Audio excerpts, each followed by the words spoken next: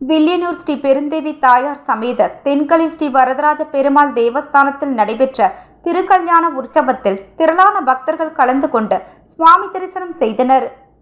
வில்லியனூர் பகுதியில் அமைந்துள்ள மிகவும் பிரசித்தி பெற்ற ஸ்ரீ பெருந்தேவி தாயார் சமேத தென்கலை ஸ்ரீ வரதராஜ பெருமாள் தேவஸ்தானத்தில் பிரம்மோற்சவ விழா கடந்த 2ஆம் தேதி கொடியேற்றத்துடன் துவங்கியது. பிரம்மோற்சவத்தை முன்னிட்டு காலை மாலை பெருமாள் வீதி புறப்பாடும் மற்றும் தினம்தோறும் காலை 11 மணிக்கு திருமஞ்சனம் நடக்கிறது. விழாவின் ஒரு பகுதியாக 8ஆம் நாளான நேற்று திருக்கல்யாண உற்சவம் வெகு சிறப்பான முறையில் நடைபெற்றது. இதில் உபயதாரர் வாணியர் சகுமத்தை சாற்றும் திரளான பொதுமக்கள் கலந்து கொண்டு சுவாமி தரிசனம் செய்தனர். தொடர்ந்து இரவு சுவாமி மின் அலங்காரத்துடன் இந்திர விமானத்தில் சுவாமி வீதி உலா நடைபெற்றது. இதில் பக்தர்கள் வீடுதோறும் சுவாமிக்கு தீபாரதனைகள் காண்பித்து சுவாமி தரிசனம் செய்தனர். தொடர்ந்து விழாவில் கலந்து கொண்ட பக்தர்களுக்கு அன்னதானம் வழங்கப்பட்டது.